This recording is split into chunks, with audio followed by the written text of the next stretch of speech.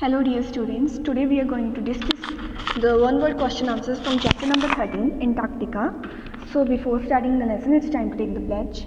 I commit to be vigilant and bear in mind at all times the risk to myself and my colleagues from COVID-19, a promise to take all necessary precautions to prevent the spread of this deadly virus, a promise to follow and encourage others to follow the key COVID appropriate behaviors, to always wear a mask, face cover, especially when in public places, to maintain a minimum distance of 6 feet from others, to wash my hands frequently and thoroughly with soap and water. Together we will win this fight against COVID-19.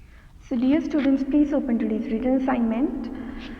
So we will discuss the question answers. Our first question is, skeleton, renic, recovery and Beardmore are important dash of Antarctica.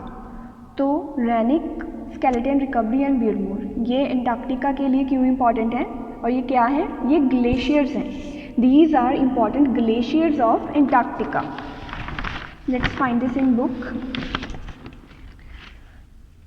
So some other important glaciers in Antarctica are skeleton, renic, recovery and Beardmore. तो ये Antarctica के important glaciers हैं. Our second question is, what was signed by 12 countries and came into force in 1961? तो कौन सी चीज़ को 12 countries ने sign किया था और जो फोर्स में कब आया? 1961 में वो इम्प्लीमेंट हुआ. सो इसका आंसर है Antarctic treaty. In 1959, 12 countries signed the Antarctic Treaty, which came into force in 1961. So Antarctic Treaty को 12 countries ने साइन किया था और ये इम्प्लीमेंट हुआ 1961 में. Third question is, which unique natural electric phenomena is witnessed in Antarctica? तो Antarctica में कौन सा नेचुरल इलेक्ट्रिक फिनोमिना है जो विटनेस कर सकते हो आप?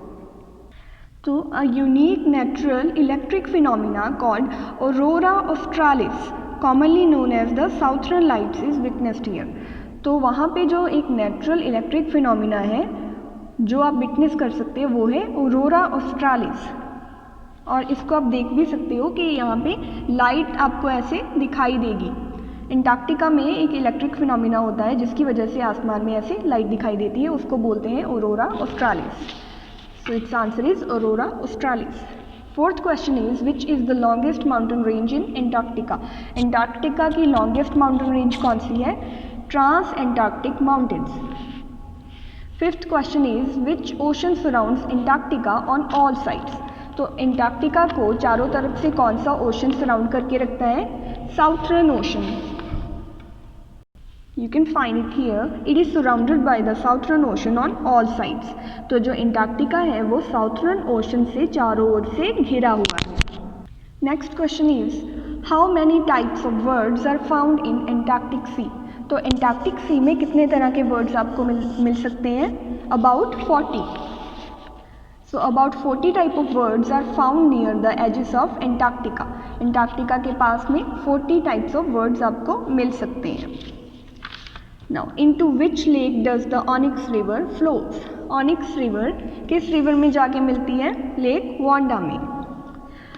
What is the scope of vegetation in Antarctica due to adverse climate conditions? अब क्योंकि अंटार्कटिका की जो क्लाइमेट कंडीशन है वो एडवर्स है, वहाँ पे काफ़ी ज़्यादा सर्दी पड़ती है, इसलिए वहाँ पे वेजिटेशन का क्या स्कोप है? क्या वहाँ पे वेजिटेशन होती है? तो वहाँ पे वेजिटेशन का जो स्कोप है वो लिमिटेड है, मतलब बहुत कम वेजिटेशन होती है. Due to adverse conditions Antarctica has limited scope of vegetation.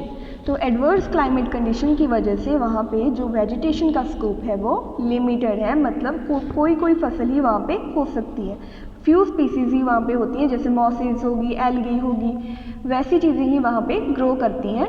आप सभी चीज़ें वहाँ पे ग्रो नहीं कर सकते. Next question is, how many months does the tour season last is in Antarctica? Antarctica का जो टूर सीज़न है वो कौन से मंथ से कौन से मंथ तक लास्ट करता है? कितने टाइम का होता है? वो नवंबर से मार्च तक का होता है. नवंबर से मार्च तक आप अंटार्कटिका में टूर सीज़न होता है, वहाँ पे आप विज़िट कर सकते हो. Now, as Antarctica does not receive any rain, this is why it is often referred to as the dash. अब क्योंकि अंटार्कटिका में रेन नहीं होती तो इसीलिए उसको कभी कभी क्या कह सकते हैं आप, पोलर डेजर्ट भी उसको कहा जाता है। एंटार्क्टिका का सेकंड नेम है पोलर डेजर्ट, क्योंकि डेजर्ट में भी रेन नहीं पड़ती और एंटार्क्टिका में भी रेन नहीं पड़ती। एंटार्क्टिका में स्नोफॉल ज़रूर होता है बट रेन नहीं पड़ती, इसलिए आप उसको पोलर डेजर्ट भी बोल सकते हो। So that's all dear students, all the very best.